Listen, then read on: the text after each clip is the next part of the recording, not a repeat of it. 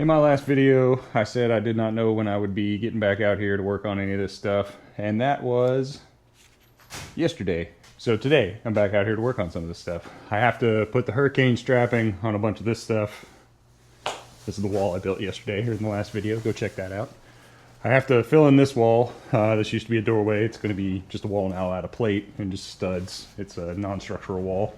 And then I have to fill in some stuff in this corner right here to connect it to this wall. And then this will be the hallway to the guest bathroom and a guest bedroom. Going to get started. You probably won't be able to see a lot of what I'm doing in the first part, at least, because hanging hurricane straps. I'm not changing any of the structure or anything. I'll just be kind of moving down the line, nailing stuff in, screwing it in where I can.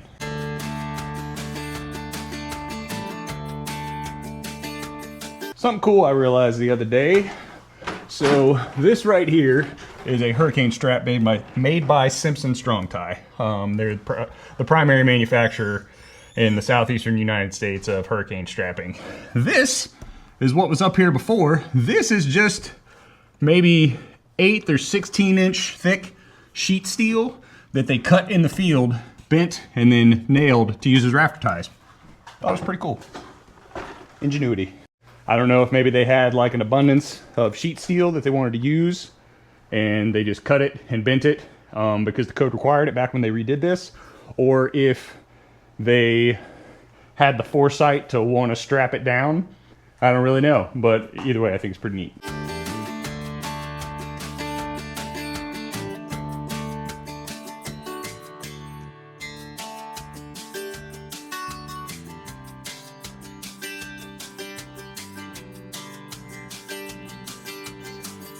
All right, that's got all the strapping done.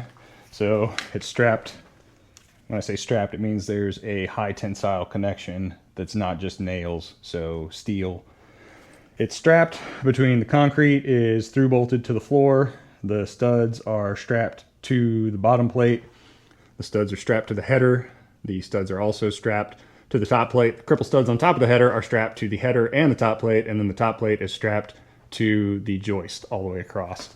And then the decking on the roof was replaced right when we moved in, and I had them nail it to code. You can't really use like metal connectors on a roof. You just have to make sure that the sheathing is nailed in a specific pattern. So I can confidently say that every part of this structure is better than when I started. It's a larger beam for essentially the same span, better quality wood, more strapped, better span support too. It was very odd how it was bearing on this side. That 2x8 beam had a single 2x4 bearing, and it was only about 3/4 of the way onto that 2x4.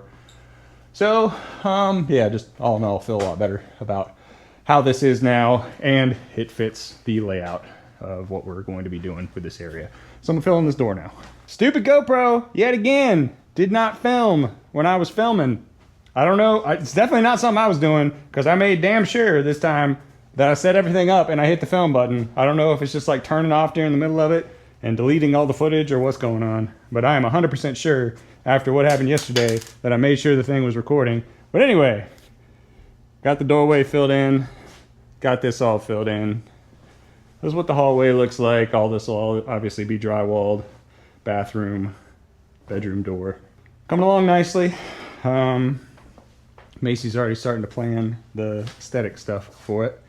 I still got to run all the electrical, the water supply to the bathroom. I'm going to get a mini split for that bedroom, and then I'm also going to have a cassette in the guest bathroom that can be controlled separately on a dual zone system. So I'm going to install that probably right on the other side of that wall, run the line sets to a head unit on that wall, that far wall, and then a cassette in the ceiling here, because this will be atypical, but it'll be a drop ceiling in this bathroom. Atypical for our house. What do you have to say to the people, Macy? Are you as upset as me about the GoPro footage being lost? Very. It's not that interesting. I mean, it's just me. It's just carpentry. I mean, I enjoy carpentry, but it's really not that interesting. It was just literally building this and this for the fill-in, cutting a bunch of wood.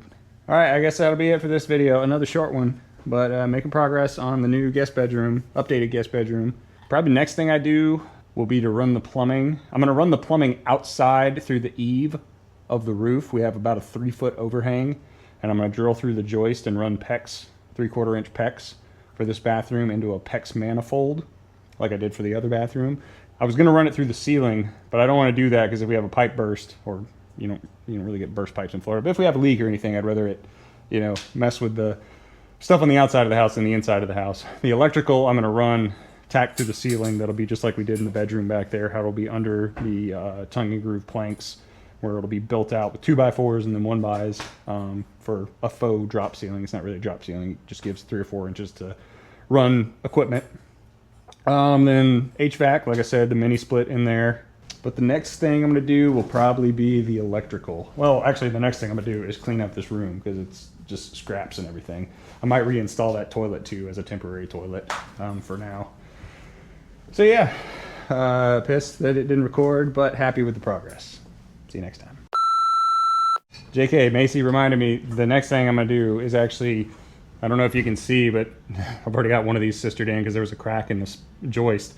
These purlins, joist, whatever you want to call them, this is the main roof support. They're all bowed. I don't know if you can see the belly in these. They're pretty bad. They're deflected pretty good.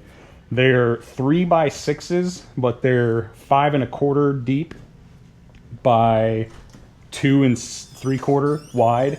The 2 3/4 wide isn't a big deal, but the 5 1/4 deep is kind of annoying because 2x6s are actually 5.5 inches deep. So I'm going to have to buy a bunch of 2x6s and use my planer to plane them down to 5 1/4. Then I'm going to get some sort of support, use a floor jack to jack these up, sister in the 2x6s all the way to the bearing points, and I'm going to reinforce all of these just because the span is a little bit, I guess, too much for what it is, because even this side. So I'm going to do that first, because if I were to run the electrical, all the wires would be in the way when I go to do that. So first, structural supports for the purlins, joists, whatever you want to call them. Then the electrical. Then I'll probably get the HVAC going, because I need to run the electrical to the, disconnect for the HVAC before I put it in.